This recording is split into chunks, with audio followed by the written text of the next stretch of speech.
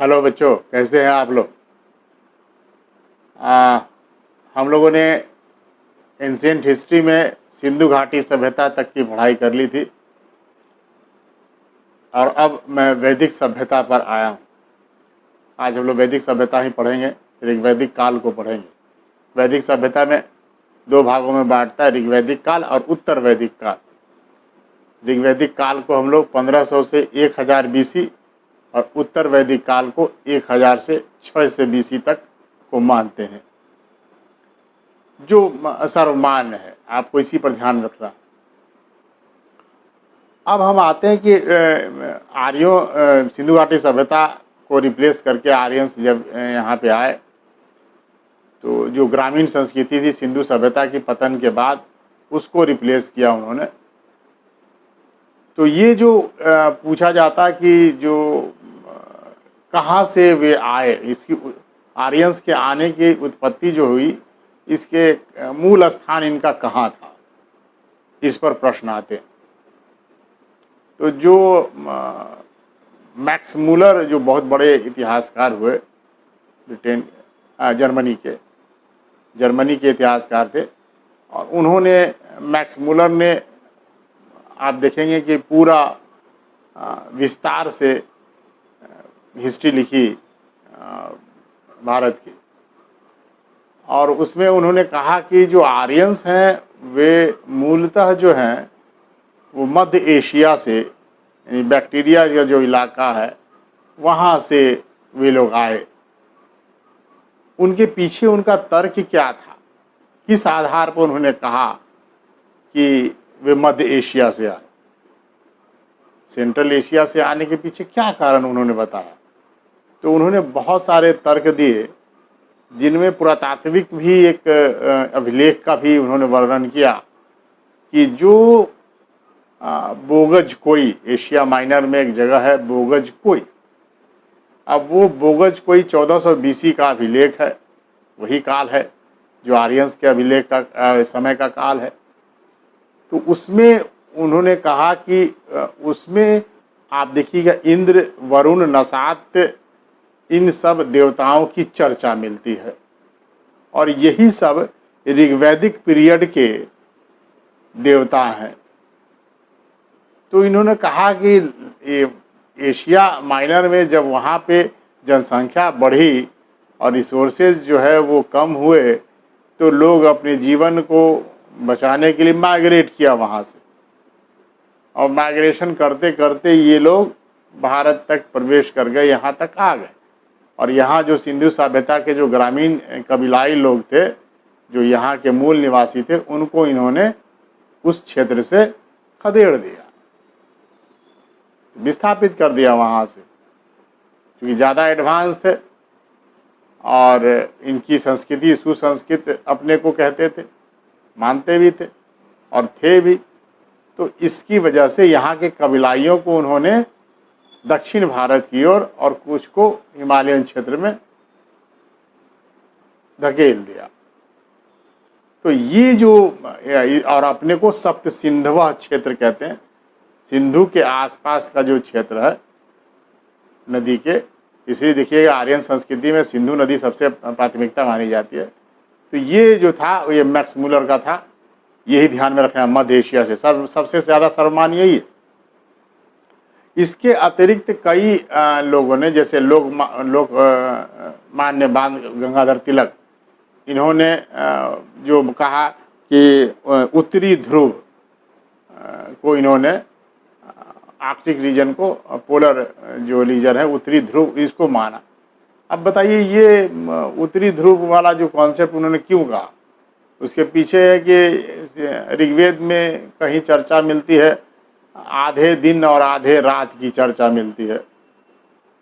इसी को आधार बनाया उन्होंने, कहा कि जो आधा दिन आधा रात तो ध्रुव के इलाका में होता है, यानी कि ध्रुवीय प्रदेशों में वो उस समय ध्रुवीय प्रदेशों में उतनी बर्फ़ नहीं जमा करती थी, लेकिन वहाँ से लोग विस्थापित हुए। जब वहाँ पे कुछ नहीं मिला उनको खाने पीने के लिए, तो वो लोग वहाँ से विस्थापित होकर के आए और यहाँ चले आए। बहुत इसमें तर्क में दम नहीं लगता। इसलिए इसको नहीं माना जाता। दूसरा जो है गॉड एंड चाइल्ड और नेहरिंग, ये दक्षिणी रूस को कहते हैं। जो रूस का इलाका है, उन्होंने कहा वहाँ की जो संस्कृति है वो आर्यन संस्कृति से मिलती जुलती है। उन्होंने भी कहा, यूरोपियंस लोग इतिहासकारों ने माना, लेकिन ये सब भी बहुत ज़्यादा उपयुक्त नहीं माना जाता है। सिर्फ आप मानिए कि कौन किसने क्या कहा, यहीं तक सीमित रखिए। और डॉक्टर अविनाश चंद्र दास वो सप्त सिंधव प्रदेश को मानते हैं। सिंधु के जो 7 नदियों जो हैं वहाँ सप्त सिंधव नदी, उसी के आधार पर उन्होंने कहा कि ये प्रदेश ही इनकी उत्पत्ति का केंद्र है, ये कहीं बाहर से नहीं है। ठीक है, ये अपना इंडियन कल्चर को कोशिश करते हैं कि ये कहीं बाहर से नहीं आए थे, यहीं के थे। ठीक है, तर्क में दम नहीं, इसलिए सर्वमान्य नहीं माना जाता। और दयानंद सरस्वती ने इनको तिब्बत का कहा। तो ये 3 बहुत इंपॉर्टेंट जो एग्जाम्सन में पूछे जाते हैं, मैक्स मुलर वाला, और 2 इंडियन जो बाल गंगाधर तिलक है, और दयानंद सरस्वती जो तिब्बत को कहते हैं। तो 3 ज़्यादा महत्वपूर्ण है जो एग्जाम में पूछा जाता है, इसको ध्यान में रखिएगा। तो ये हुआ उत्पत्ति पे। जो सर्वमान्य है वो मैक्स मुलर का है, मध्य एशिया। ठीक है, अब आइए वैदिक संस्कृति की जो जानकारी है वो किस चीज़ से मिलती है। तो जो पुरातात्विक यहाँ पे मिले नहीं है, ध्यान में रखिएगा। यहाँ पे उस पीरियड के पुरातात्विक साक्ष्य प्राप्त नहीं हुए, और सब जो है वो लिखित साक्ष्य पर ही निर्भर करता। और लिखित साक्ष्य में 2 तरह के साहित्य लिखे जाते थे, एक तो धार्मिक साहित्य, एक धार्मिकता जिसको लौकिक साहित्य भी कहते हैं। तो इस पीरियड के जो आप एविडेंस देखते हैं, जो साक्ष्य देखते हैं साहित्यिक स्रोत के, वे सब धार्मिक साहित्य हैं। जैसे वेद है, पुराण है, ब्राह्मण साहित्य है, ठीक है, उपनिषद है, वेदांग है।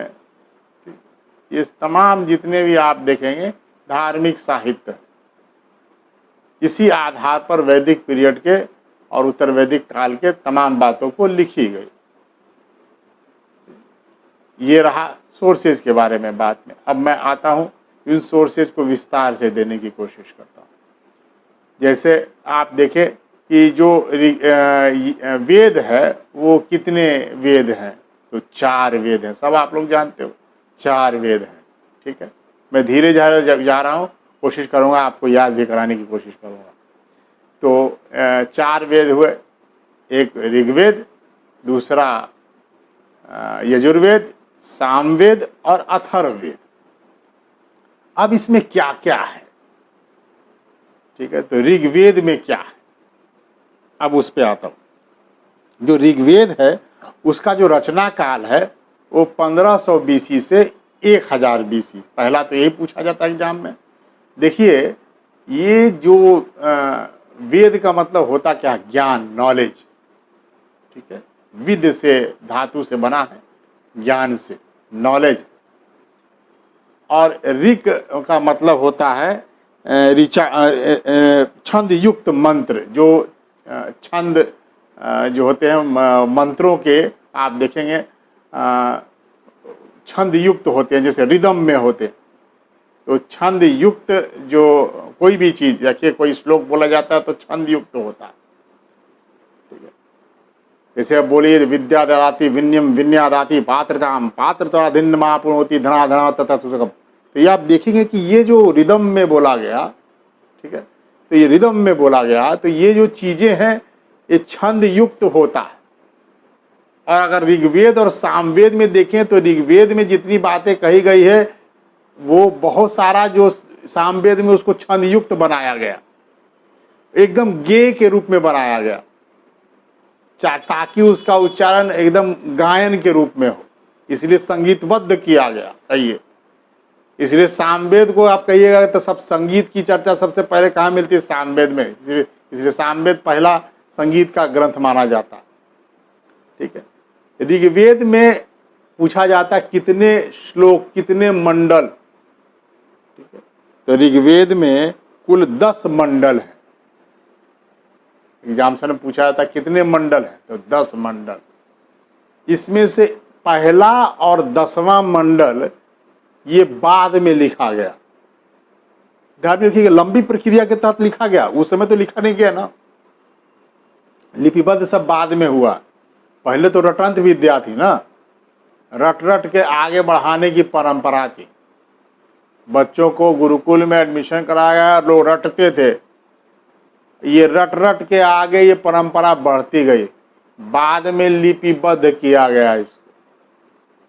ठीक है, तो इसमें पहला और 10वां मंडल इंटरपोलेटेड है, यानी बाद में जोड़ा गया है। ठीक है, इसमें सूक्त की संख्या कितनी है, तो इसमें सूक्त की संख्या 1028 है, जिसमें से 11 जो है वो रिपीटेड श्लोक हैं, एक ही श्लोक को 2 बार लिखे गए हैं। इसलिए अगर मूल रूप जोड़ दे कि मूल सूक्तों की संख्या कितनी है, तो उसमें आप 1017 देंगे। चॉइस में देखिए क्या दिया रहेगा, दोनों नहीं दिया जाएगा, ध्यान में रखिएगा। 1028 कहीं कहीं 1017 लिखे तो समझ जाइएगा कि वो मूल सूक्त के बारे में पूछ रहा है। और 11 जिसको बाल विकल्प बोलते हैं, इंटरपोलेटेड बोलते हैं, बाद में जोड़ा गया बोलते हैं, उसको बाल विकल्प हिंदी में कहते हैं। तो ये बाद में जोड़ा गया, तो ये 1028, 1017, 11 जो बाल विकल्प, ये संख्या याद रखेंगे। ठीक है, अब इसमें मंत्रों की संख्या कितनी है, तो 10,627। कई कई पुस्तकों में 28 भी लिख देता है, लेकिन 10,627 मंत्र हैं इसमें। ठीक है, ऋग्वेद के मंडलों पर जो प्रश्न हैं वो आते हैं, किस मंडल में कहाँ क्या चर्चा है। तो ऋग्वेद के जो 4थे मंडल हैं उसमें कृषि का उल्लेख मिलता है, महत्वपूर्ण प्रश्न। 9वें मंडल में सोमरस की चर्चा है। ठीक है, सोमरस उस समय से ही पिया जाता है, सोमरस मतलब शराब। ठीक है, ध्यान में रखिएगा, वो सोमरस एक ईश्वर की तरह स्तुति माना जाता है। सोमरस लोग पीते थे, यज्ञ करते थे, सोमरस पीते थे और मांस खाते थे, तमाम। ये उत्तर वैदिक काल में तो खूब बढ़ गया। ठीक है, मैं बताऊंगा आगे चल के। तो ये जो था वो ईश्वर के रूप में सोमरस की भी स्तुति की गई, उसके देवता थे सोम देवता।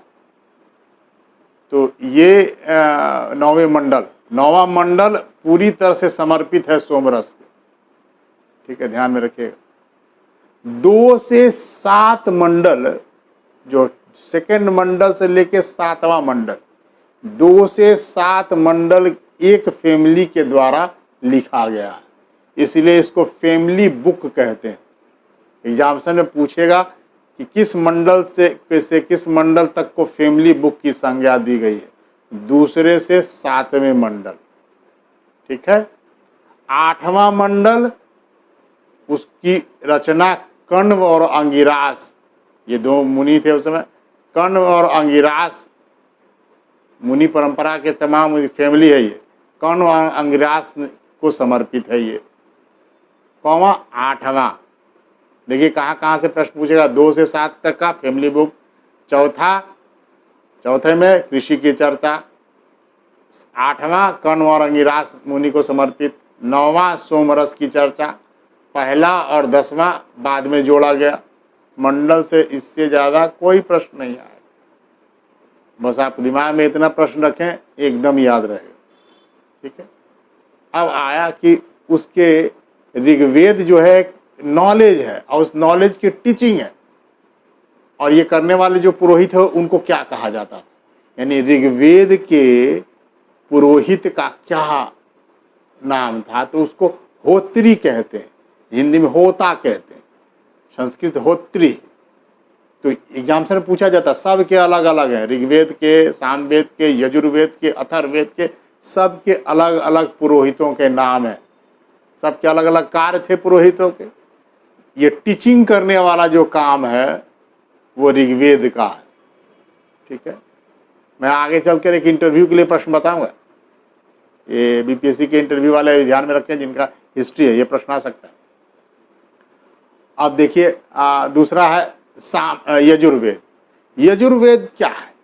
तो इसमें यज्ञ विधान की जो प्रक्रिया है वो यजुर्वेद में लिखी हुई है कि कौन सा यज्ञ कब करना है और कौन से यज्ञ में किस देवता की स्तुति की जाएगी, उसका मंत्र क्या होगा, उसके विधान क्या होंगे। तमाम बातें यज्ञ विधान से संबंधित, यज्ञ करने से संबंधित, ये सारी प्रक्रियाओं का उल्लेख यजुर्वेद में है।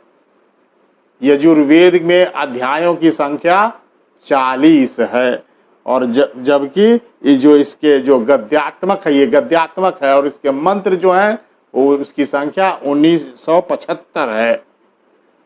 और जो इसके पुरोहित हैं उनका नाम है अर्धवर्यु। क्या नाम है? अर्धवर्यु। ऋग्वेद के होत्री, इसके अर्धवर्यु। ठीक है। ज़्यादातर देखिए जो मैं बता रहा हूँ कि श्लोक की संख्या तमाम ये ऋग्वेद का ज़्यादा पूछा जाता, इनके पुरोहित का नाम पूछा जाएगा। और यज्ञ विधान की प्रक्रिया है क्या, यजुर्वेद में है क्या, ये बहुत इंपॉर्टेंट प्रश्न है। सबसे ज़्यादा इंपॉर्टेंट यही है। ऋग्वेद में क्या है? वो है टीचिंग, ज्ञान, ठीक है, नॉलेज, इसकी चर्चा उसमें मिलती। अब पूछेगा किसी, अंतिम में बताऊंगा तो बड़ा इंटरेस्टिंग करके बताऊंगा, और वो पूछा जाता है वो इंटरव्यू के लिए। और तीसरा है सामवेद। सामवेद में क्या है? ये ज्ञेय है, अलग से बहुत श्लोक नहीं है, बहुत कम ही श्लोक है, सब ऋग्वेद वाले श्लोक ही हैं, लेकिन उसको संगीतात्मक बनाया गया, संगीतबद्ध किया गया। यानी कि गायन की चर्चा सबसे पहले पूछे एग्जामिनेशन में तो सामवेद में मिलती है। बहुत चर्चित प्रश्न है, खूब एग्जामिनेशन में पूछा जाता है। और सामवेद में 1875 मंत्र हैं। इसकी रचना उत्तर वैदिक काल में की गई।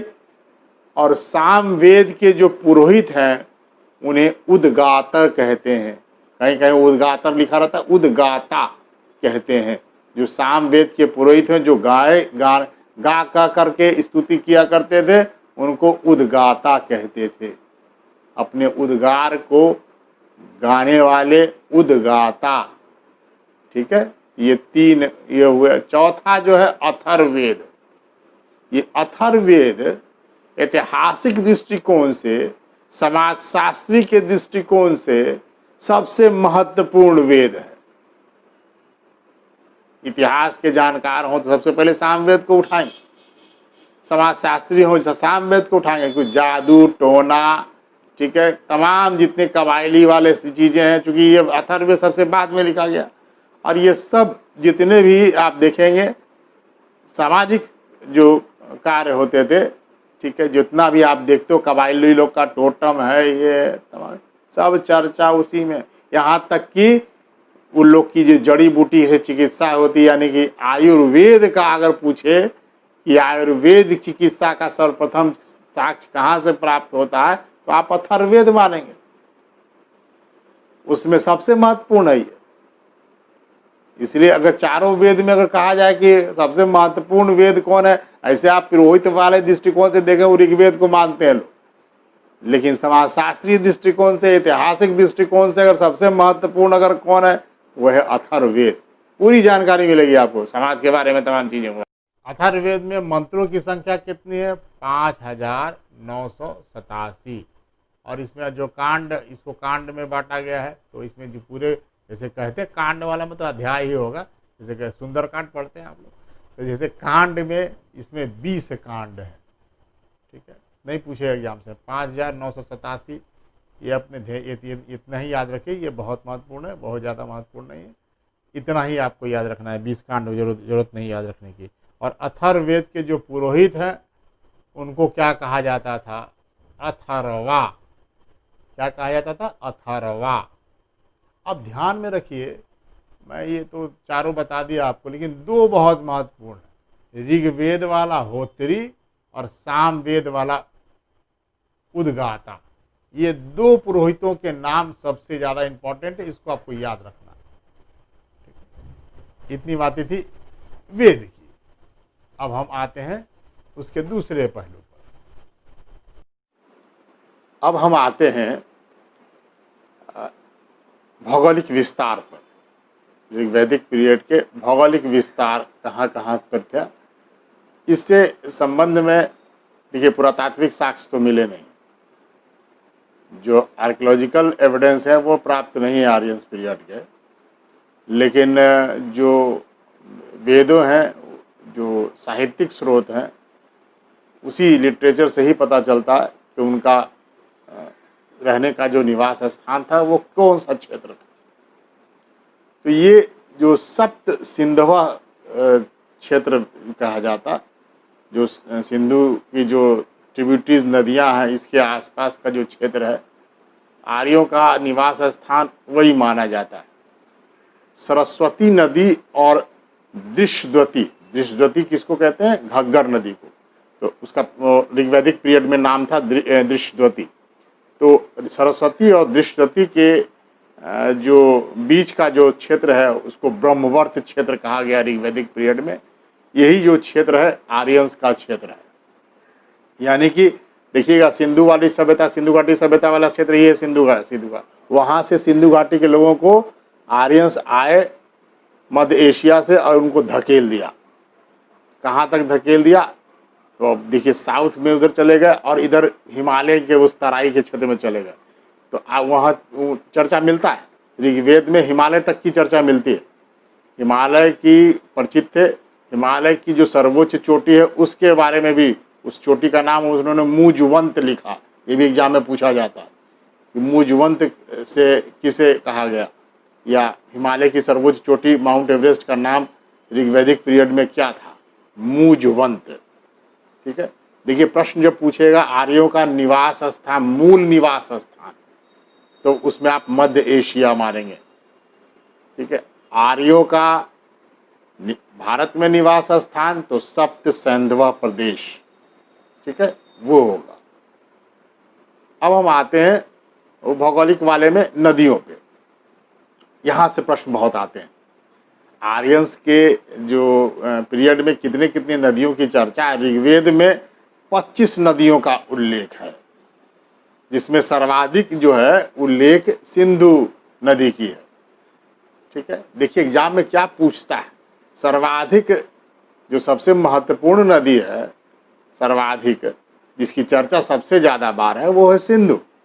लेकिन अगर पूछा कि सबसे पवित्र नदी कौन है, तब सिंधु नहीं हो।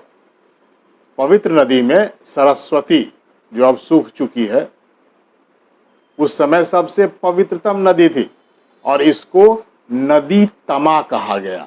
नदियों में सर्वश्रेष्ठ नदी तमा।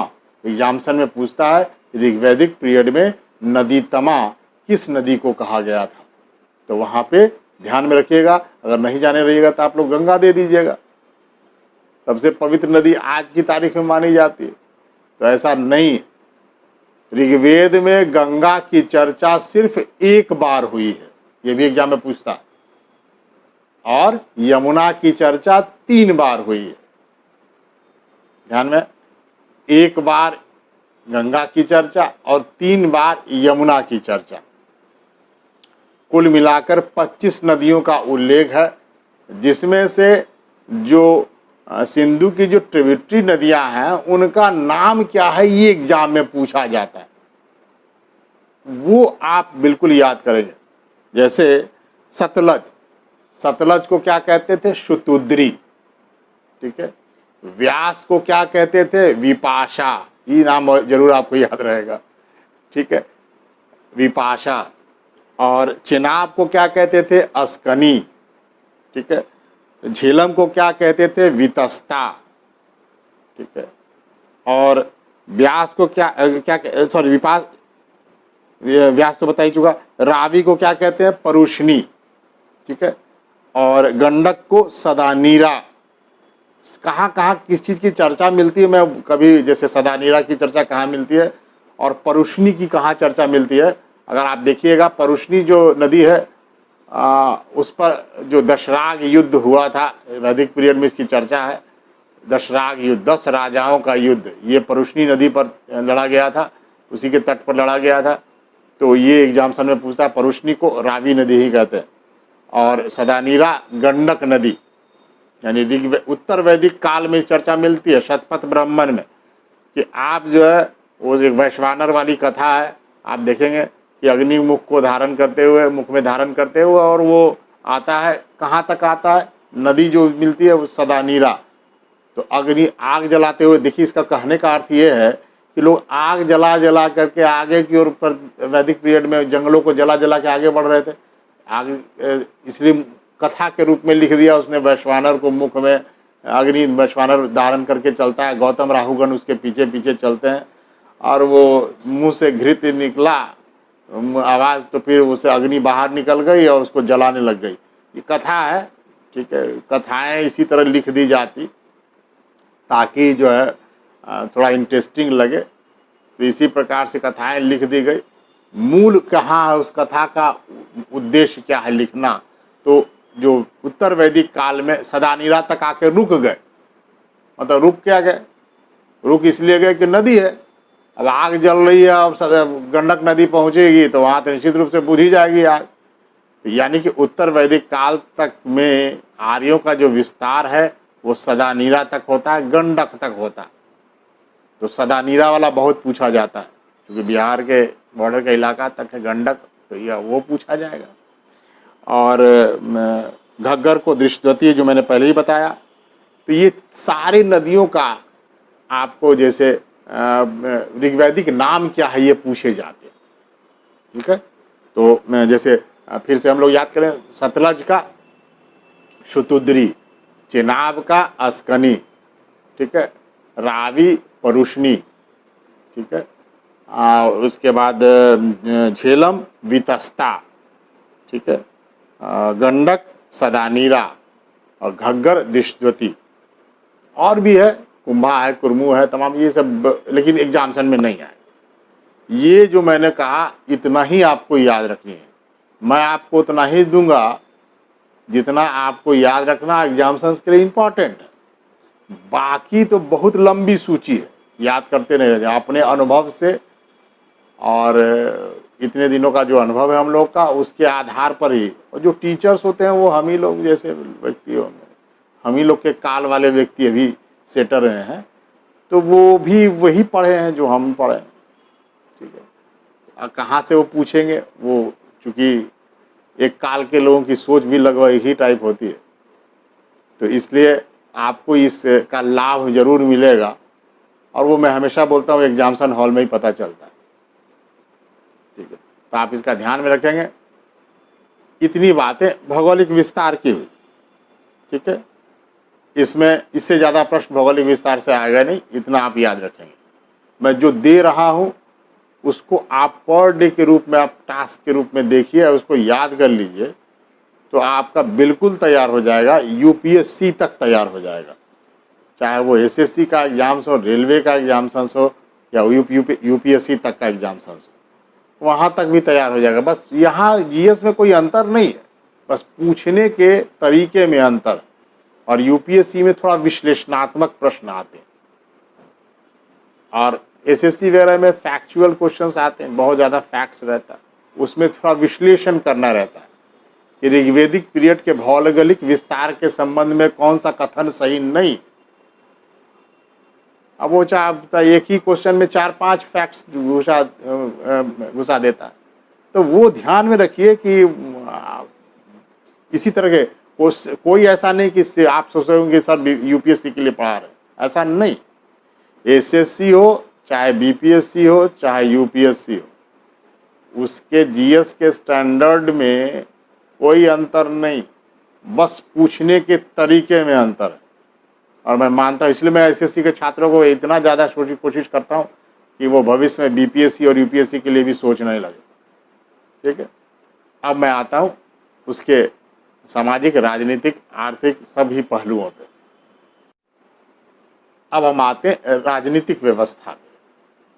देखिए वो जो आए थे वो लीड करके, आर्यंस लीडर जो थे वो इंद्र थे, और इंद्र ने जो यहाँ के जो किले रहे होंगे, जैसे मैंने वैदिक बताया था सिंधु घाटी सभ्यता में किलेबंदी करके लोग रह रहे थे, तो ये सारे किलों को उन्होंने तोड़ करके इस पर विजय प्राप्त की होगी। तो ये इनको कहा गया पुरंदर, किलों का नाश करने वाला पुरंदर। जो इंद्र थे एक राजा के रूप में थे, भले ही आज के में हम लोग उसको देवत्व के रूप में दे देते हैं, लेकिन वो राजा के रूप में थे आर्यंस। आर्यंस अपने को बड़ा श्रेष्ठ बताए, कुलीन तंत्र बताए, क्योंकि वो यहाँ के लोगों से अपने को श्रेष्ठ बताने की जो परंपरा है, जो भी आक्रमणकारी होता है वो ऐसे ही करता कि अपने को श्रेष्ठ बताता है सोसाइटी में रेलिवेंट बताने के लिए। देखिए अंग्रेज को भी आए, अंग्रेज भी आए तो कहा कि हम आप लोग को सभ्य बनाने आए, आप यहाँ असभ्य हैं। आर्यंस भी जब यहाँ आए होंगे तो यही स्थिति रही होगी। यहाँ के जो लोग हैं मूल निवासी हैं, जो द्रविड़ियन लोग हैं वो यहाँ के मूल निवासी, उनको खदेड़ दिया और अपने को श्रेष्ठ बताया। तो अपने को वो देखिएगा आर्यंस जो है हर एक जगह जो लिखेंगे एकदम श्रेष्ठता प्रदर्शित करने वाला, और यहाँ के जो मूल निवासी हैं उसको क्या कहेंगे, देखिएगा वो राक्षस वगैरह जो कहा जाता है वो और कुछ नहीं, यहाँ के मूल निवासी हैं। और राक्षस से कोई ये नहीं, आर्यंस ने उसे जनजातियों को राक्षस कहा ये राक्षसी प्रवृत्ति वाले लोग हैं। ठीक है, जनजातियों की जो अपनी प्रवृत्ति होती है उस प्रकार लोग रहते हैं। आज भी देखिएगा जनजातीय लोग उसी प्रकार के लोग रहते हैं।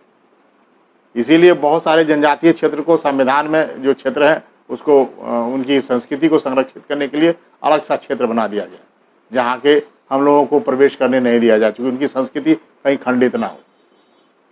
ठीक है, तो उन हिमालयंस के रेंज में चले जाइए, तराई के क्षेत्र में चले जाइए, वो जनजातियाँ मिलेंगी आपको, वो सब खदेड़े गए। वो आज भी उसी प्रकार से जीवन व्यतीत करते हैं, भले थोड़े से संस्कृत हो गए, हम लोगों से प्रभावित होकर थोड़े बहुत हो गए, लेकिन आप देखेंगे कि आर्यंस जब आए तो कई 5 कबीलों में वो बट गए और अलग अलग कबीला अलग अलग जगह चल गया। तो 5 जो कबीले हैं उनको पंचजन्य कहा गया। अनु, द्रुह्य, पुरु, तुर्वस और युद्ध, ये 5 कबीले थे। यही सब आगे चलकर मैं बताऊंगा, उत्तर वैदिक काल में आके थोड़ा बदलता है, सिमुलेशन होता है, वो मैं बाद में बताऊंगा। 5 इसको पंचजन्य कहा गया। ठीक है, अब हम आते हैं राजनीतिक इकाई पे। तो 3 इस राजनीतिक इकाई आपको दिखाई पड़ती है ग्राम के स्तर पर। तो वो है सबसे छोटी इकाई जिसका प्रधान ग्रामनी कहलाता था। सबसे छोटी इकाई ग्राम के स्तर पर, आज भी देखिए ग्राम के स्तर पर है, ग्राम पंचायत है, उस समय उसको ग्रामनी कहा जाता था, जो उसके मुखिया को। ठीक है, अभी हम लोग प्रधान और मुखिया कहते हैं, उस समय उसको ग्रामनी कहते थे। और ग्राम की जो चर्चा है वो भी एग्जामिनेशन में पूछा जाता है, ग्राम की चर्चा कितनी बार की गई है ऋग्वेद में, तो 13 बार। तो सबसे छोटी इकाई राजनीतिक इकाई पूछेगा तो आप बोलेंगे ग्राम। और उसके बाद जो इकाई थी उसको कहते हैं विश, यानी कई ग्राम को मिलाकर के विश बना। यानी आप इसको कह सकते हैं कि प्रखंड होगा, कई ग्राम मिलकर के विश बनाया। और विश की चर्चा 75 बार 75 बार की गई। 75 बार विश की चर्चा है, यानी ग्राम के समूहों को विश कहा जाता था, जिसकी ऋग्वेद में चर्चा 75 बार की गई है। और इसके प्रधान को, जो इसके प्रधान होता था, जैसे कि ब्लॉक प्रमुख होते हैं, इसी प्रकार इसके प्रधान को विशपति कहते थे। विश के पति यानी कि प्रधानपति, जैसे हम लोग बोलते हैं गांव के प्रधानपति, इसी तरह विश के प्रधानपति जो होते थे उनको विशपति कहा जाता था। तो ग्राम सबसे छोटी इकाई, बीच में विशपति विश, और तीसरा जो इकाई है वो है जन, जो सबसे बड़ी इकाई थी। जन, ये सब विश के समूह को जन कहा जाता था। कई विश मिलाकर के, यानी जिला होगा, जैसे कई ब्लॉक मिलाकर के जिला बनता, तो जन है। और जन की चर्चा 275 बार है। ये बहुत एग्जामिनेशन में पूछता है, जन की चर्चा 275 बार की गई है। और इसके प्रमुख को जनपति कहा जाता था। ध्यान में रखिएगा तीनों के, ग्रामणी, विष्पति और जनपति। और जनपद का उल्लेख याद रखिएगा, एग्जामिनेशन में एक बार पूछा है जनपद का उल्लेख है क्या, तो जनपद का उल्लेख एक बार भी नहीं किया गया। जन का चर्चा है, जनपद का नहीं। जनपद का कॉन्सेप्ट बाद में आया। तो जन शब्द की चर्चा कितने बार की गई? 275 बार। ग्राम की चर्चा 13 बार, विश्व की चर्चा 75 बार। उम्मीद करते हैं आप सबको याद हो गया। अब हम आते हैं कि जो ऋग्वेद की जो काल में जो संस्थाएं, राजनीतिक संस्थाएं थी, उनके बारे में। तो 3 संस्थाएं थी, सभा, समिति और विदत। इन तीनों में जो सबसे प्राचीन संस्था थी वो थी विदत। सबसे प्राचीन, अगर एग्जामिनेशन में पूछा कि सबसे प्राचीन राजनीतिक संस्था ऋग्वेद काल की कौन सी है, तो विदत। ठीक है, ये जो विदत थी इसे आम जनसभा कहते थे, आम जनता की जनसभा। ठीक है, उसको हम लोग विदत के नाम से जानते हैं। और उसके बाद आता है सभा। ये जो सभा है ये श्रेष्ठ जनों की सभा है। वृद्ध जन, श्रेष्ठ जन, क्वालिफाइड पर्सन। हम अगर सभा और समिति, ये दोनों बहुत महत्वपूर्ण था। इसको प्रजापति की 2 पुत्रियां कहा गया ऋग्वेद में। ये प्रजापति की 2 पुत्रियां हैं, यानी राजनीतिक संस्था में दोनों को कहा गया। यानी आज के संदर्भ में अगर देखें बेटा, तो ये लोकसभा और राज्यसभा है, या अगर राज्यों में कहें तो विधानसभा और विधान परिषद है। राज्यसभा या विधान परिषद किसका होता है? श्रेष्ठ जन, जो क्वालिफाइड लोग होते हैं। ज्यादा देखिएगा उसमें एजेड व्यक्ति को ज्यादा प्रेफरेंस दिया जाता। जो क्वालिफाइड होते हैं, अनुभवी होते हैं, हर एक क्षेत्र में अनुभवी होते हैं, उनको राज्यसभा में लाया जाता। उस समय भी वही स्थिति रही होगी सभा की। जो श्रेष्ठ हैं, जो अनुभवी लोग हैं, वृद्धजन हैं, उनकी सभा में रिप्रेजेंटेशन होती थी। और समिति जो थी वो आम। ठीक है, देखिएगा ये लोकसभा है, ये केंद्रीय राजनीतिक संस्था थी, सबसे सेंट्रलाइज राजनीतिक संस्था, यानी रूल करने वाला समिति ही था। यानी कि राजा को चुनाव के रूप में चुनाव किया जाता था, और राजा चुन करके जो आता था वो समिति के जरिए ही आता था, यानी लोकसभा, अभी का लोकसभा।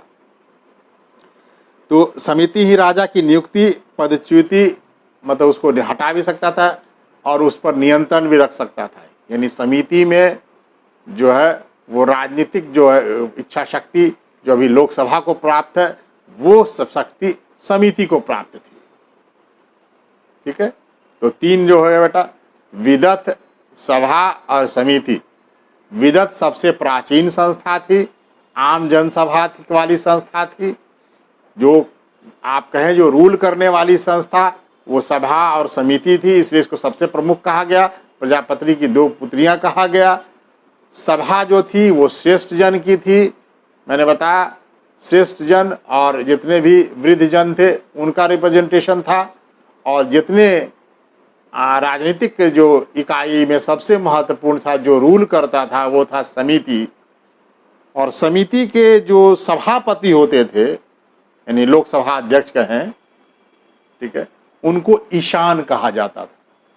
क्या कहते थे? ईशान। याद रखिएगा, समिति के जो सभापति होते थे उनको ईशान कहते थे, ईशान। ठीक है, इतनी बातें इस सभा समिति और विदत की थी। अब हम आते हैं उसी में, ऋग्वेद में मंत्री और मंत्री परिषद जो अभी है उसका उल्लेख नहीं है। कलेक्टिवली शासन करने वाली उस समय पद्धति रही होगी।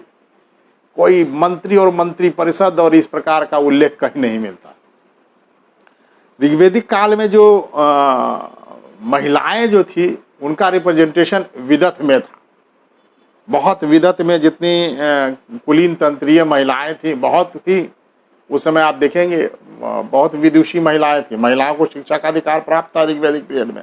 जैसे जैसे उत्तर वैदिक की ओर आगे बढ़ते हैं, धीरे धीरे अधिकार छीनता चला जाता और डिटेरिएशन होता चला जाता, और पुरुषों का बस वर्चस्व। उस समय ऋग्वैदिक पीरियड में तो बिल्कुल समान अधिकार था। शास्त्रार्थ भी किया करती थी, कई पुरुषों को हरा भी चुकी थी। बहुत क्वालिफाइड सब महिला थी, जिसमें लोपामुद्रा है, घोषा है, अपाला है, तमाम आप उसमें महिलाओं की चर्चा मिलती। तो इनको विदत में अधिकार प्राप्त था, वो राजनीतिक संस्थाओं में भाग लेती थी। और इसमें किन किन ऋग्वैदिक कालीन अधिकारियों सबको क्या कहा जाता था, यहाँ से भी प्रश्न आते। जैसे सेनानी जो होते थे, वो सेनापति को, जैसे राजा के जो सेनापति होते थे, मुख्य सेनापति, जो पुलिस और सेनाओं पर उनका नियंत्रण होता था, तो वो उसको सेनानी कहते थे। और पुलिस तंत्र जो आंतरिक सुरक्षा वाले काम करते थे, देखिए सेना और आंतरिक वाले में थोड़ा अंतर है। तो जो सेनानी होते थे वो बाह्य रक्षा और तमाम के लिए करते थे, और जो आंतरिक वाले के लिए थे वो पुलिस थे। उनको उग्र और जीवग्रह कहते थे, उग्र और जीवग्रह, ठीक है, याद रखिएगा। और न्यायाधीश जो थे उनको प्रश्न विवाक कहते थे, विनाक कहते थे, प्रश्न विनाक। जो न्यायाधीशों को प्रश्न विनाक कहा जाता था। और गोचर भूमि का जो अधिकारी था, यानी कि उसमें सबसे ज़्यादा, देखिए उस समय पशुपालक समाज था। ऋग्वैदिक समाज जो है पशुपालक समाज था, और पशुओं के चारागाह का जो एक अधिकारी हुआ करता था, चारागाह का जो संरक्षक होता था, उसको हम लोग व्राजपति कहते थे, व्राजपति, ठीक है। और जो दुर्ग का, जो राजा का दुर्ग का संरक्षक हुआ करता था, उनको हम लोग पुरप कहते थे, पुरप, पूरप, पुर का, पुर मतलब किला, किला का रक्षा करने वाला पुरप, ठीक है। और गुप्तचर को अस्पश कहते थे, अस्पश, आधा स प श, अस्पश, इसको कहते थे गुप्तचरों को। और संधि कार्य जो करने वाला काम था, मतलब जो कहीं एक जैसे इंफॉर्मेशन दूसरी जगह लेके जाता था और उसके बाद री इन्फॉर्मेशन लेके आता था, उसको संधि दूत कहते थे। तो इस पर भी प्रश्न आते हैं। जीएस में उतना ज़्यादा प्रचलित भली ना हो, लेकिन कभी कभी दे देता, और सिविल सर्विसेज ज़्यादा देता। तो आप भले ही एसएससी के लिए उतना इम्पोर्टेंट ना हो ये, लेकिन बाकी चीज़ें मैं एसएससी के लिए पॉइंट ऑफ व्यू से जो बता रहा हूँ वो बहुत इंपॉर्टेंट। ये भले ही उतना ज़्यादा ना दे लें, फिर भी अभी धीरे धीरे स्टैंडर्ड को बढ़ाता ही चला जा रहा, पूछे जा सकते हैं। और वैदिक पीरियड, देखिए मैं बताऊं आपको, आप नवपाषाणिक स्थल से लेकर मौर्य तक को तो अच्छे से पढ़ना है। और अब एनसीईआरटी में भी कुछ चेंजेज आएंगे, ठीक है। मध्यकाल को मैं बहुत ये कहते हैं, मध्यकाल को अगर पढ़ना है तो केवल आर्ट एंड कल्चर के रूप में पढ़िए, ठीक है। बहुत ज़्यादा शासकों के, मुस्लिम शासकों के आक्रमण के जो भी पीरियड रहे हैं, उसमें उन लोगों के साथ जितने युद्ध हुए हैं, अब वो प्रचलन ख़त्म किया जा रहा है। और अगले एनसीईआरटी में हो सकता है उस बाह्य आक्रमणकारी जितने भी तत्व हैं उन सबको रिप्लेस कर दिया जाए। तो वहाँ से जो है प्रश्न अब नहीं पूछे जाएंगे, उस पर ज़्यादा आप लोग दिमाग मत लगाइएगा, स्ट्रैटेजी से पढ़िए, ठीक है। स्ट्रैटेजी से पढ़ेंगे तो आपको निश्चित रूप से फ़ायदा मिलेगा। आप वहाँ से आर्ट एंड कल्चर को पढ़िए, क्योंकि वो पर्यटन उद्योग का ही हिस्सा हमला अभी भी है। तो जो मॉन्यूमेंट्स बने हैं वो सब किस स्टाइल के बने हैं, किसने बनाया था, वो सब पूछे जा सकते हैं। नीतियाँ पूछी जा सकती है इसी शासकों की, अलाउद्दीन खिलजी के बाजार नियंत्रण प्रणाली है, वहाँ से पूछी जा सकती है। लेकिन वॉर और तमाम चीज़ें जो पूछी गई हैं वो उन सब चीज़ों पर नहीं पूछी जाएंगी। अब वो सब ज़्यादा आप लोग पढ़ लिए, ठीक है, अच्छी बात है, जानकारी होनी चाहिए, लेकिन बहुत ज़्यादा उसके लिए बर्डन लेने की आवश्यकता नहीं, ठीक है। अब आइए, जो मैं इसमें एक और बातें रह गई, वो दशराग युद्ध वाली जो बातें की थी। युद्ध में एक युद्ध ही हुआ उस समय जिसकी चर्चा मिलती है, 10 राजाओं का युद्ध, जो कि सुदास राजा था, सुदास, और दूसरी तरफ 10 राजा कबीले थे। उनके 10 कबीले एक तरफ थे जो सुदास के विरुद्ध लड़ रहे थे। इसमें सुदास विजयी हुए थे परुष्णी नदी के तट पर ये लड़ा गया था। याद रखिएगा, एग्जाम्शन में ये पूछता है दशराग युद्ध किस नदी पर? परुष्णी नदी यानी रावी नदी के तट पर लड़ा गया। इसमें कौन विजयी हुआ ये पूछा जाता, तो सुदास विजयी हुए थे। ठीक है, नेक्स्ट हम आए। देखिए ये 10 राजा जो थे उसमें आर और अनार दोनों थे। कुछ आर राजा भी थे, कबीले थे, और अनारियों के भी कबीले थे। सब मिल करके सुदास के विरुद्ध लड़े थे। ठीक है, उसमें सुदास विजयी हुए थे। और जो पराजित जितने भी जो 10 पराजित थे शासकों में, जितने पराजित हुए, वो पराजित जनों में जो सबसे प्रमुख था वो पुरु था। पुरु, देखिए यही पुरु आगे चलकर भरत के साथ, भरत वंश के साथ मिलकर के, पुरु कबीला मिलकर के कुरु बना। और यही कुरु जो है कौरव वंशी है, पांडव वाले कौरव कुरु। ठीक है, यदु एक अलग कबीला था, यदु और कुरु। ठीक है, ये दोनों पुरु के से ही निकले हुए हैं, यदु और कुरु। ठीक है, यदु से जो है यदुवंशी वाले जो रीजन वाले थे, जैसे कृष्ण वाले थे, और कुरु से जो बन के कुरु बने, वो कुरु से पांडव बने, कौरव वंशी। इसलिए देखेंगे दोनों कबीलों में उस समय शादियां हुआ करती थी। आप देखेंगे कृष्ण, आप यादव कहते हो, और यहाँ पे कौरव वंशी है, तब देखिए शादियां हुआ दिखाई है। सुभद्रा शादी हुई, कृष्ण की बहन, और शादी हुई अर्जुन से। तो कबीलों में उस समय वो थी। बाद में चलकर रिजिडिटी जातियां में कन्वर्ट हो गया, अलग हो गया। उस दोनों उस समय रूलिंग पार्टियां थी, रूलिंग करने वाले कबीले थे। ऋग्वेदिक काल में राजा समेत 12 पदाधिकारियों का उल्लेख मिलता है, जिसको रत्नी कहा जाता है। जैसे करमार हैं, रथकार हैं, सूत हैं, बढ़ई हैं। अब इन जो शिल्पियों में जो रत्नी होते थे, इनमें सबसे प्रमुख कौन था, ये प्रश्न आता है। तो उसमें बढ़ई जो है वो सबसे महत्वपूर्ण है, वो लीड करता था बढ़ई। आप समझ सकते हैं उस समय लकड़ियों के भवन भी बना करते होंगे, रथ बना करता होगा, तमाम जो आप गाड़ियाँ जो है बनती होंगी ट्रांसपोर्टेशन के लिए, जो तमाम चीज़ें होती होंगी उसके बनते होंगे। तो आप देखेंगे कि बढ़ई की इम्पोर्टेंस बहुत ज़्यादा थी उस पीरियड में। जो मैंने कहा था कि सभा और समिति की जो बात की थी, उसमें एक बात और जोड़ दी कि जो प्रजापति की 2 पुत्रियां सभा और समिति को कहा गया, तो ये अथर्ववेद में इसकी चर्चा मिलती है कि सभा और समिति ऋग्वैदिक पीरियड की प्रजापति की 2 पुत्रियों के समान इसको माना गया। तो ये स्टेटमेंट पूछा जा सकता है कि किस वेद में लिखा है, तो अथर्ववेद होगा। ठीक है, और सभा समिति के बारे में तो विस्तार से मैंने चर्चा की।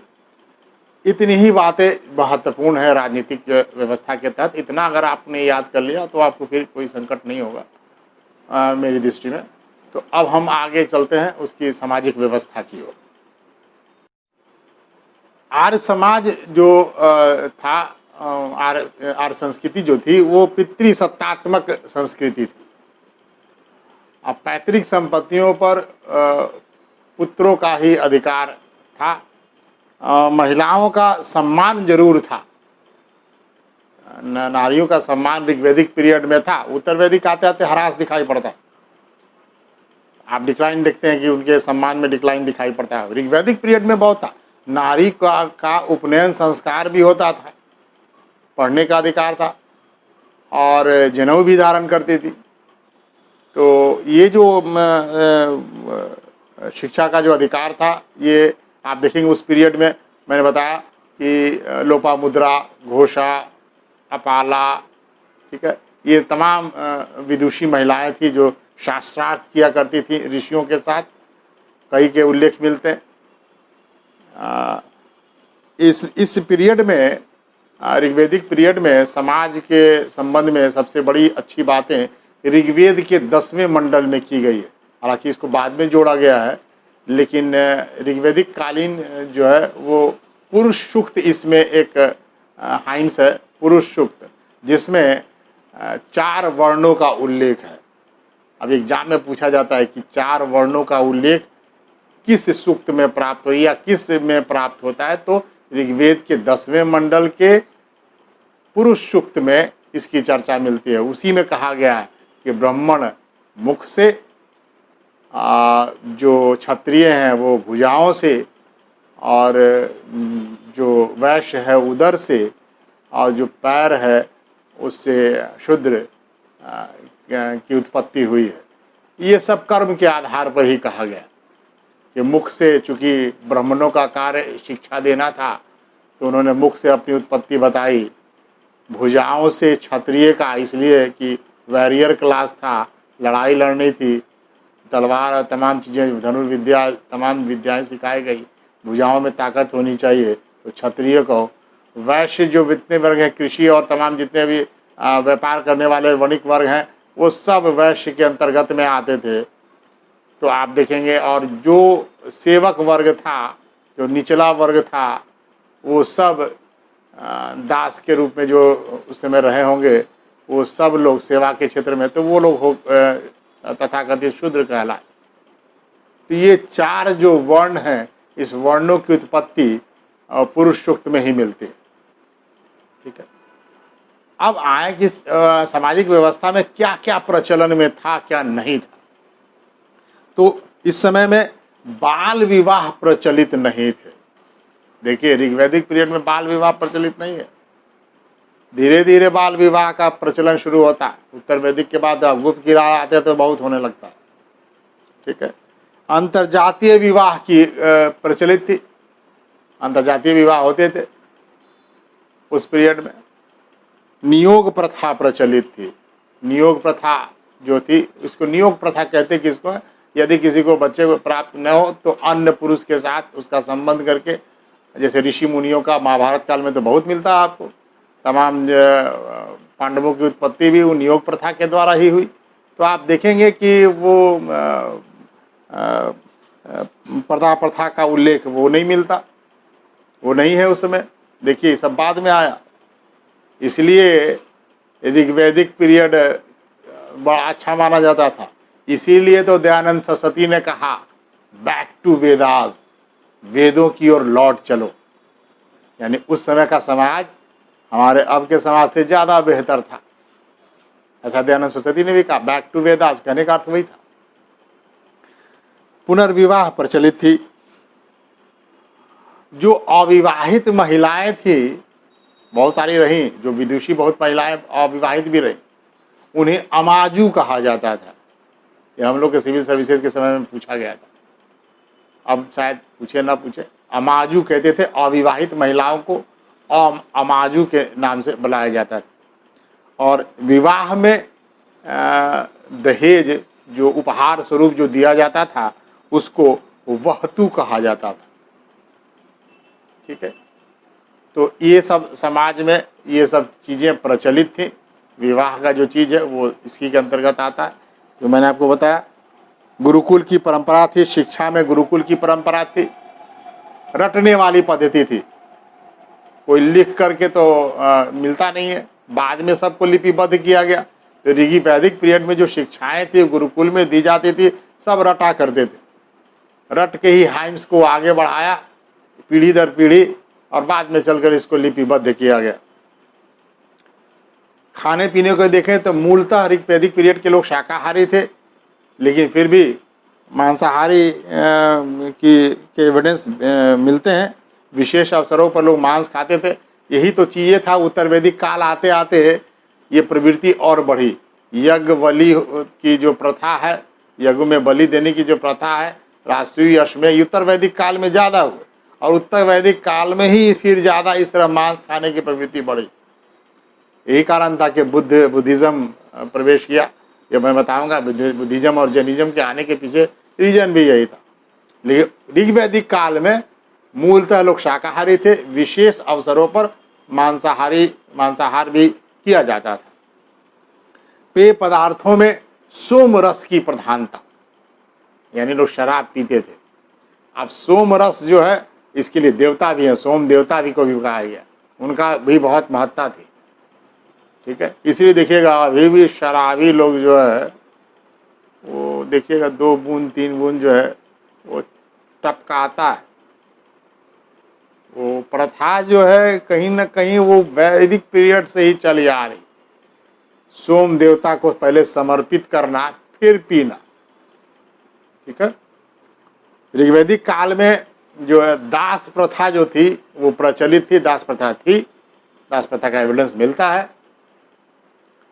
इतनी बातें सामाजिक व्यवस्था के तहत पूछी जाती है, ठीक है। एक एक करके मैं नोट्स भी जो दे रहा हूँ इसको अंडरलाइन करके एक बार और से वीडियो सुनने के बाद उसको पढ़ना है, उसको याद रखना है। फिर उसके क्वेश्चंस मैं लेकर के आऊँगा तो आप बताएंगे, तो आपको फिर उसके बाद पूरा चैप्टर समझ में आ जाएगा। अब मैं आता हूँ उसके अन्य पहलू पे। अब आते हैं ऋग्वैदिक पीरियड के आर्थिक जीवन पर। तो जो ऋग्वैदिक समाज था वो कृषि और पशुपालन पर आधारित था। जो खेती निजी कोई संपत्ति नहीं हुआ करती थी, सामूहिक रूप से समाज का अधिकार था, और जिसको क्षेत्र और चारागाह जो कहा गया। इस भूमि की जो कृषि करने की जो पद्धतियाँ थीं उसमें सबसे जो महत्वपूर्ण फसल उपजाए जाते थे उसको यव कहा गया। यव को जौ से प्रतिकृत किया गया। यव मीन्स जौ। तो प्रमुख रूप से जौ था, उसके बाद धान और गेहूँ सबको उपजाते थे, लेकिन मुख्य फसल जौ के रूप में यव। यव मीन्स अनाज को यव कहा गया। मूलतः जो है अनाज शब्द के लिए ही यव का प्रयोग किया गया, लेकिन वो यव जौ के लिए प्रतिकृत था, ध्यान में रखिएगा। ऋग्वेद के अनुसार हल जोतने की जो शिक्षा है वो पहले अश्विन को दी गई, इसलिए अश्विन को माना जाता है वो कृषि में वो लीड करने वाले अश्विन। तो अश्विनों को सबसे पहले वो शिक्षा दी गई और फिर उसके बाद ये कृषि कार्य ऋग्वैदिक पीरियड में किए हुए होंगे। कृषि से जुड़े हुए अगर ऋग्वैदिक पीरियड में आप देखें तो हल को क्या कहा जाता था, ये एग्जाम्सन में बहुत पूछा जाता है। तो वो है लांगल। लांगल हल को कहते थे, और हलवाहे को यानी किसान जो हल जोतता था उसको किवाश कहते थे। ये सब ऋग्वेद की में चर्चा है। तो हल को क्या कहते थे ये एग्जाम में आया, लांगल, और हलवाहे को किवाश कहा जाता था। बैल को ब्रिक से कहा गया, और जो सीता देखिए, सीता जो शब्द की उत्पत्ति हुई राम और सीता वाले, सीता हल के जो कुंड रेख हुआ करते थे, जो क्यारियाँ बनाई जाती है उसके जो कुंड रेख हैं उसको सीता कहा जाता था। उसी में तो जनक जी जो है वो हल चला रहे थे और उनको घड़ा मिला, सीता की उत्पत्ति हुई। तो सीता जो शब्द से क्या अर्थ है, उसी से सीता भूमि भी हुआ करती है। आगे चलकर सीता भूमि भी मिलेगा आपको। तो फिर जो करीश जो है वो फर्टिलाइजर को, जो गोबर की खाद हुआ करती थी उसको करीश कहा जाता था। देखिए उस समय से ही फर्टिलाइजर यूज हो रहा है, फिर हम लोग गोबर खाद की ओर ही इम्फेसिस डाल रहे हैं। तो ये उस समय से ही प्रचलित था करीश। और अनाज जो जिससे मापते थे, यानी कि माप करके रखते थे, कर भी देने की प्रथा थी।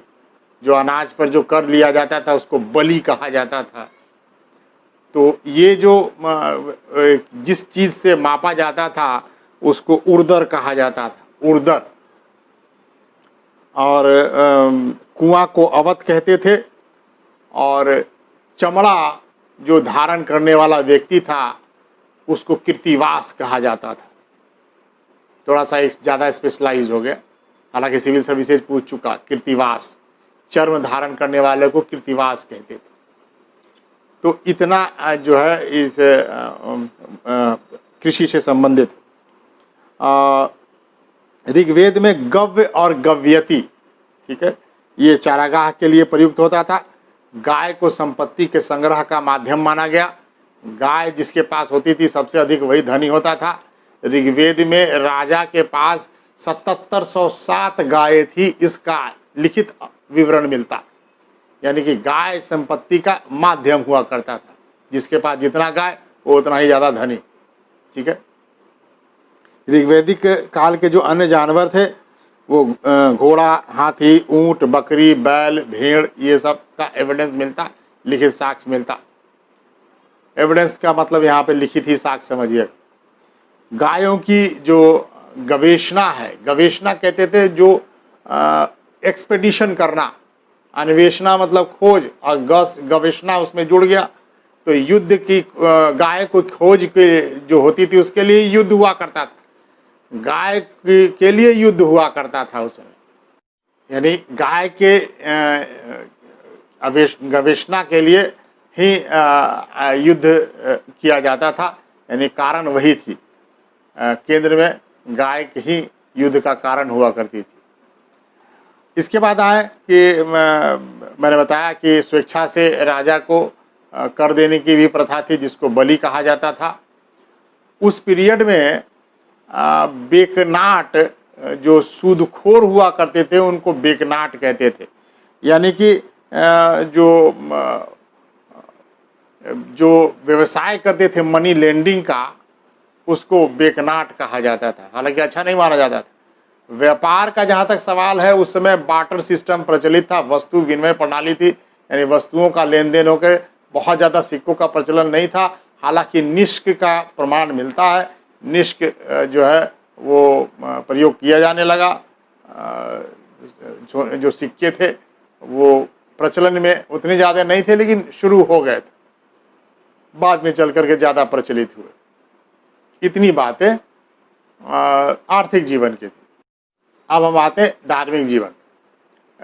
ऋग्वैदिक काल में जो लोग थे वे धर्म के में अगर विश्वास करने की देखें तो सार्वभौमिक सत्ता में विश्वास रखते थे, एकेश्वरवाद में विश्वास रखते थे।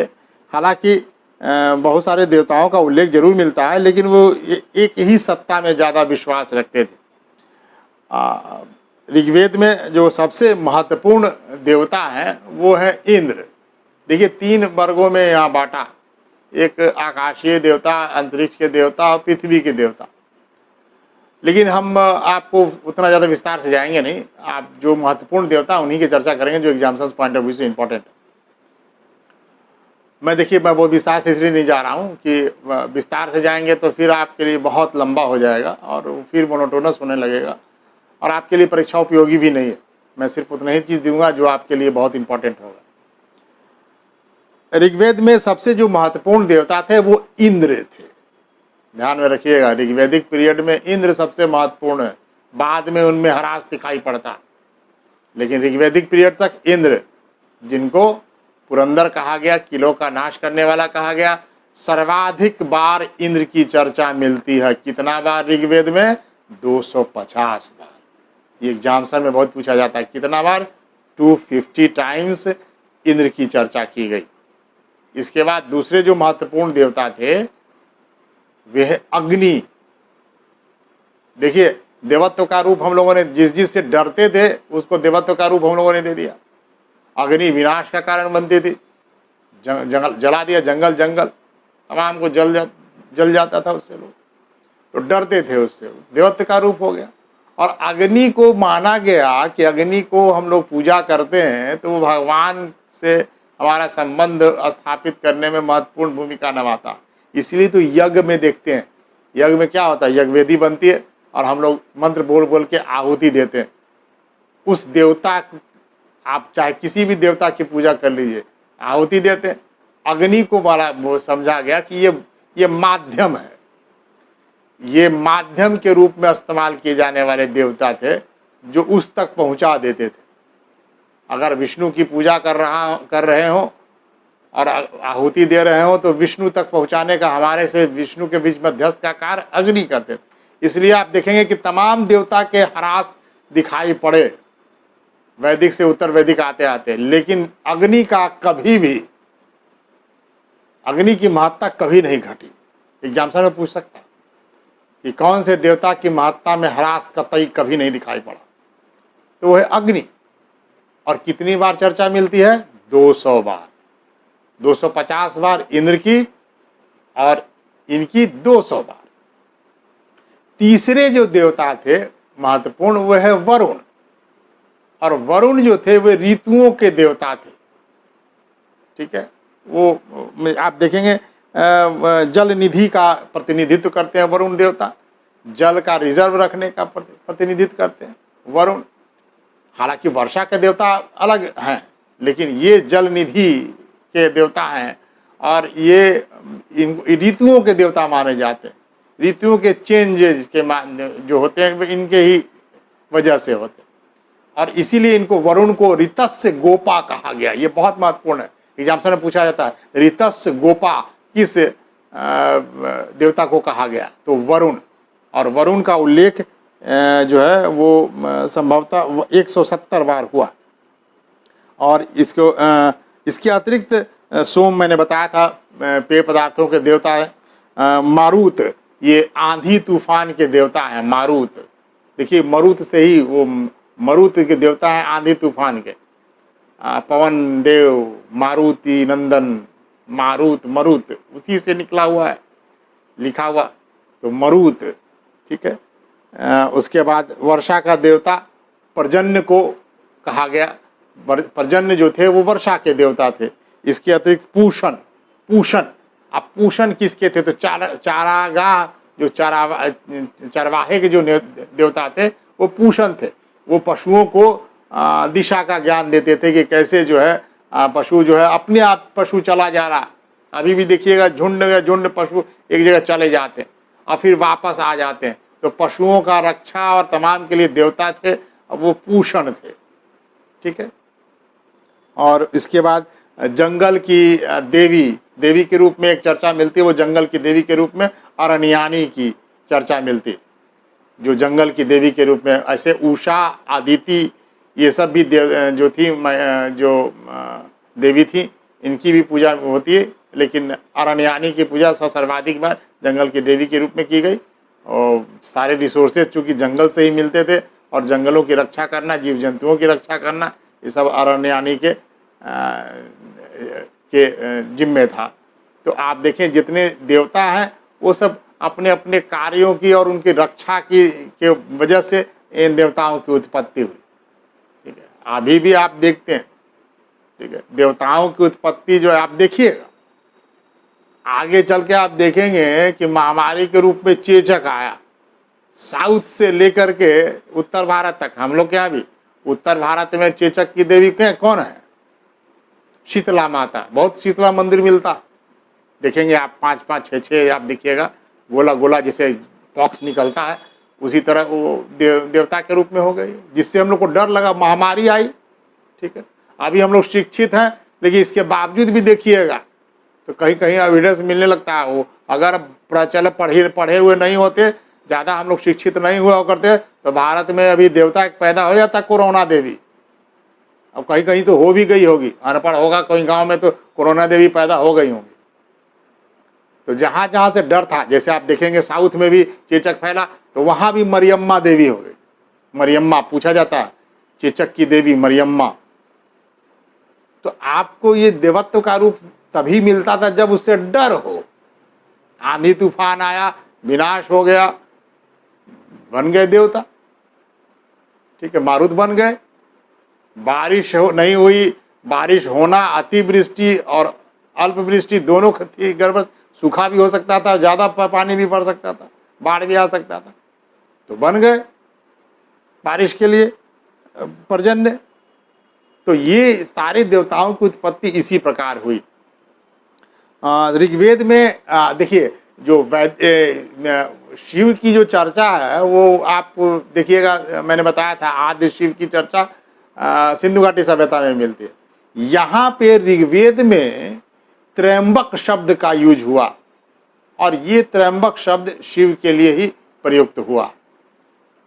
तो ये शिव का एक ही जगह वहाँ पर त्र्यंबक का उल्लेख मिलता। ठीक है, आप दक्षिण भारत के इतिहास में जाएंगे तो बहुत शिव का वहाँ उल्लेख मिलता।